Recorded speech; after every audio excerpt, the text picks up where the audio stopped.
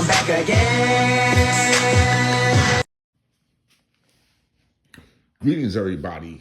Another episode of Van Silk, Not in My House. You can go to rumble.com, hit Van Silk, youtube.com, Van Silk. But I want to speak on something that means a lot to me. And the situation with the Breakfast Club. I understand that over the last year, we've seen Jess Hilarious going in, hosting the Breakfast Club, trying out. Claudia Jordan trying out. And they brought in other people to try out. But here's the problem. Jess Hilarious is 31 years old. Envy, Charlamagne is 46. Have the age gap outgrown the Breakfast Club where when BET made a change, brought in younger hosts to host the show, and brought in younger hosts because the generational gap has changed. When you look at the Breakfast Club, between Charlamagne, Envy, and Angela Yee, they were between between the age of 45 to 48 years old. Jess Hilarious is 31. But when Claudia Jordan came in to host the episodes in these reels, she flew in from Dallas. Claudia's 50. She knows a lot of people. She's been on radio, Dallas. She's been on Ricky Smiley's show. She has a long resume of knowing people. You can't get younger artists in on the Breakfast Club to understand how the business works. So in order for the Breakfast Club to work, either you got to change everything, younger hosts, new hosts, in the 30-year age bracket, or you get a Claudia Jordan. Angie Martinez in New York radio, she's 53 years old. Ricky Smiley in Atlanta, what was he, 53, 55? If the Breakfast Club going to stay with Charlamagne and Envy, then Claudia Jordan need to have that spot. Because the generational gap is not going to get lower. The analytics and the algorithms are not going to work. The young kids are going to academics. The young kids are going to Kardashian. That's where they're going. That's what they're visiting. They don't care about morning radio. This is a different generation. They'll go and watch Adam at No Jumper. They'll go to Clubhouse and listen to Whack 100. Okay, they'll go to Sub-Zero late at night. They'll go to Choke No Joke. The morning radio don't mean nothing to these young kids that's listening. We all go to Country Wayne. Question is, and Country Wayne is not even an interview on radio, but it's what the young generation watch. I asked this of the Breakfast Club. If you're going to stick with Charlamagne and Envy, Claudia Jordan should be your first presidential piece, because now you can still get intellectual interviews, and she know how to interview people. Jess Hilarious knew how to interview people, but she's of a younger generation, and she got into it with Sexy Red didn't want to talk to her while she was on the air. So that's not a good sign. But what I'm just trying to say is, I've been in hip-hop since 1977. I've been in this business of entertainment longer than everybody. The Breakfast Club has a core audience. Claudia Jordan is already on Fox Soul with TGA, with Al Reynolds. You know, Funky Deneva's no longer there. But the whole point is she's been in radio. why aren't we championing for her to get that third slot? Angela Yee has her own show on the same station. She's 48, going on 49. Don't make this a women age bracket thing. Please don't do that. Because that is something that will be investigated. That's like profiling a person because of their age. If Envy is 46 and Charlamagne is 45 and Claudia is 50, it's no different than Angela Yee being 48. Now, if you want to go into the analytics and everything, okay, Claudia got almost 700,000 followers. Charlamagne, I think he's at 5 million. Envy, I don't know, he's at 2. But Jess Hilarious is at 4.5. But if you go and look at the Breakfast Club, they only, 2 million in Instagram followers? They should be at 10 million. So maybe there's some people over at Instagram that's not doing their job. But that shouldn't matter. What should matter is how smart we can do a great interview. So as we sit back and watch Claudia Jordan, Breakfast Club reel, need you to hit the Breakfast Club, and since it looked like Jess Hilarious will not be there,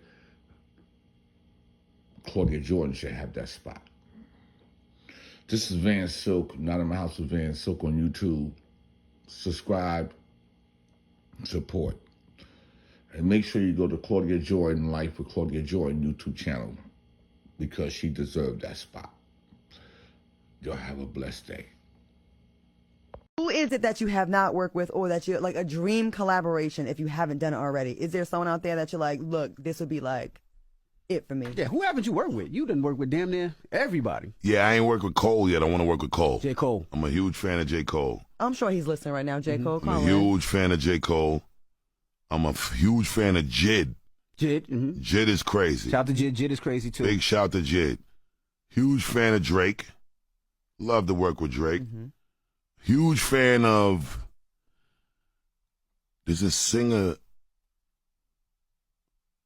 I love Friday's work. There's a young lady, what's her name, Coco Jones? Oh, yeah. Yeah, Coco Jones. Coco Jones is incredible so to dope. me. She's incredible to me. I'm a huge fan of Janelle Monáe, too. And they got a new artist out. I forget his name, but he sound like Marvin Gaye. That's October. London? Yeah, Yo, he sounds so crazy. Yo, so dope. So crazy. Like, dude is, I only heard the one song. It cut deep. Go to his page and just follow him. He is amazing. His brother sound, is unbelievable. Absolutely. And you know who else, too? I can't front. Toby and Wigway. Toby and Wigway, yeah. He's incredible to me. He dope. Big up to Toby. He's dope. Love, dude. Oh, by the way, let me take a second to just big up my brother Bun B. You know what I'm saying? A record that we did on the album with the baby, on Blockbuster with the baby and T-Pain. Big up to Bun B for clearing it. Rest in peace to Pimp C. Of course. Salute to Zero. Big up Jeezy. You know what I'm saying? I think Hove had something to do with the song too. But, and whoever the producer is, big every last one of them up. But Bun B, you know, that's who I interact with frequently. And Bun B, I just want to thank him for blessing me with the clearance.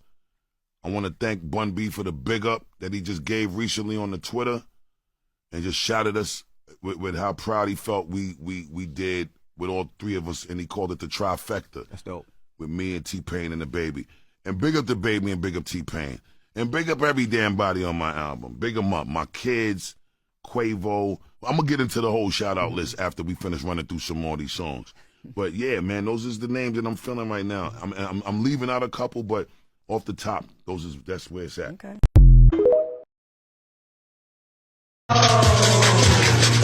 I'm back again. Tyrese demands his ex-wife Samantha Lee to change her last name. Tyrese shared a clip from an interview he recently did. In the clip, he says that he never spent $20,000 on his daughter when he was with his ex-wife, so he refuses to pay that now in child support. He also brought up the fact that she is financially comfortable herself and that she was the one who chose to leave him. The caption was, fellas, if you still want to be married or have a girl for Christmas, keep her away from this interview. My girl is mad at me about the podcast. After 5 months, she pulled out the vibrator and used it last night. We didn't have to hear all that, Tyrese. But I will say this. I thought they had, I thought they signed. They signed a prenup. Yeah, I thought they signed a prenup. So, which a prenup I thought would state what they get, what happens if they get a divorce. So I don't understand how these cases, supersede the prenup. I'm going to call Cap on this. Okay. Okay, because I had a conversation with Samantha, and she said, I'm only fighting for him to go with the prenup. Like, just go with what's in the prenup. I'm not asking for anything more or less. And she's like, this is all BS. It's $20,000 a month. She said it's all BS. Now, that's what she told me. I haven't spoken to him about it. I don't know him like that, but I spoke to her. And she said she's just fighting for him to keep his word and just honor the prenup that they had because it was all spelled out. Oh, he's going to give you some bars later on then. Well, Tyrese is going to give you some bars later on. Tyrese, I'm not worried about you giving me bars because we can have bars back and forth. Okay. You're not a rapper, neither am I, so we can just have bars. Okay. But I'm just going by what your ex-wife told me that you probably still want. All right, following the interview, Samantha shared this message on Instagram.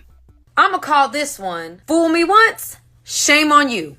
Fool me twice, shame on me. Y'all, once you learn what someone is capable of, you have to handle them a little different. DMX said this and it resonated with me. He said it's too hard not to trust people. Instead, he trusts people to be who they are. He trusts a snake to be a snake. He trusts a liar to lie. He trusts someone who cheats to cheat. I can forgive you for what you've done.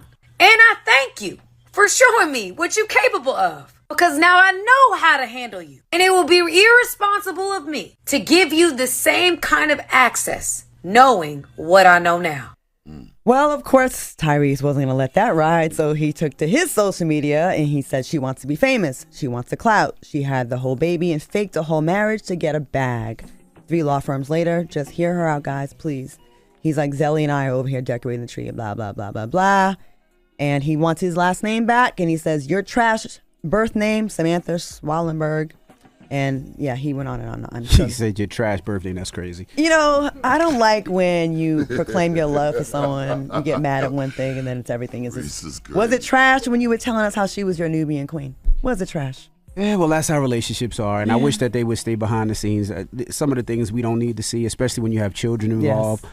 I hate the fact that they have to go back and forth because their child's going to see it one day. And they're going to see mom don't like dad, dad don't like mom. And just a nasty situation where that child is going to wind up leaning towards one side because of the fights that they're doing. And that's not healthy for that child. So I hope they get it together. Bless their hearts, I will say. Tyler James Williams shuts down gay rumors. Yeah, if you're not familiar with that. Who's Tyler James Williams? Who's that? Apparently, the guy who said he's not so gay. Disrespectful, yo. Who is that? First of all, that's Chris from Everybody Hates Chris. Oh, is it saying and that? And he's a teacher on Abbott Elementary. I forgot his name on Abbott Elementary. So it seems now I know who he is. So fans have been focusing on, trying to figure out his sexuality rather than talk about his art. Really? But he's just like, basically, so I'm not gay, but stop trying to figure out if I am. And when y'all do that, you're stopping people from expressing themselves, like we talked about earlier. What are your thoughts? Charlamagne? That's too much to be telling somebody. If I ain't gay, I just ain't gay. I ain't about to sit around and explain. It's a bit of a long. Yeah, I'm not doing all of that. I respect it. If he chose to, express it in that way. But if you're not gay, you're just not gay. He also went on to say being straight does not look one way. Being gay doesn't look one way. And what may seem like harmless fun in a conversation may That's what me and Drake be trying to tell y'all. Being straight don't look one way. Right? That's all we be trying to explain. Well, how does it look these days? Because I don't know. Nobody knows. That's the whole point. Being straight is a spectrum. What's wrong with you? You can't even keep a straight face right now. It is. Being straight is a spectrum? Yes. Where are you on the spectrum? I have no idea. 0 to 10, Charlamagne. 0 to 10 what? Gay to straight. On the gay to straight meter, what are you on the spectrum? What is 10? Is 10 straight? 10 is gay as hell. And 0 is, nah, son. Play my drop, right? Ain't nothing wrong with being a little gay. Everybody's a little gay. Say he's about an 8. If you trust me enough to let me put my lips on your no, you're not. I'm going to grip like a pit bull. I'm not f***ing sheep. I'm man first. I ain't that falling. That's about a 9 right there.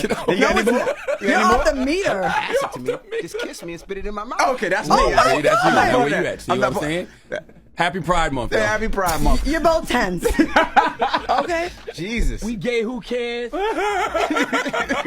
Where you get all those from, man? See, how come when I asked for my drop, you had to search for it a little bit, but you had all of those on deck, right? Oh, my God. Jesus Christ. That's all Chat GPT anyway. Yeah, that's all that was me. Charmaine, AI. this is a safe place. That wasn't me. That's AI, Claude. There's a woman that's been charged with manslaughter after giving illegal butt injections to a model that was a Kim K lookalike. Y'all seen her? They I still seen doing that. that to people? Yeah, I seen that. She died. Yeah, she looked very close to Kim, but her The face. boobs were like The face. quadruple whatever. The face. EF, I don't know. They was humongous. She had the really, really small waist, huge butt, huge boobs. The face looked like her. A little bit, yeah. But she looked ridiculous. Vivian Gomez, 50 years old, was arrested at a Fort Lauderdale airport and charged with 2 felonies, involuntary manslaughter, and practicing medicine with no license. So these people just take not even a weekend course. They just kind of just get a hold of some stuff. We don't know what she was injected with. The family put up a GoFundMe to raise money for the funeral. That's crazy. And I can't believe women are still doing this. Word. I remember when Cardi B came up here years ago. I'm talking about years ago. I think she had just started on Love and Hip Hop. Remember, she was on Breakfast Club and she said, I could die any minute because I don't know what's in me or something like that. Yeah, because she said she went to a basement in the Bronx or in Queens or something like that. I just remember she had I remember some that. butt injections. And I know a lot of people do that. They go to because they can't afford it. They can't afford the procedure, so they go there and get a $500 shot and $700 shot. I know a lot of dancers were doing that at one time, but it's sad because people are dying. I never got into the whole big butt thing, and I just don't get the importance of it. And half these people the rest of their life is in shambles. A lot of them, right? Teeth That's jacked crazy. up. But we come from a different era, though. We born and raised in the 1900s. But you was in an Uncle Luke video, Claudia. I sure was. Yeah. Go ahead and look it up. Bounce to the beat. See? You try to put me on blast just now. No. Well, you said, why we say that? Because you didn't need all of that back then. You just need to be pretty. Okay. That's it. The 90s was about a pretty face. That's right. And everybody looked different. Now That's everybody right. looks the same, and it's all about a butt and big fake boobs. They all look like ants. Yeah, but what do you do when you put those enhancements and then you get a little older and you gain a little weight and then that's those enhancements on top of weight and it just looks nuts. And this girl had a horrible. heart attack. People having heart attacks in Wow. their 20s because of this stuff. That's It gets crazy. in your bloodstream, and then it's a wrap. Dang.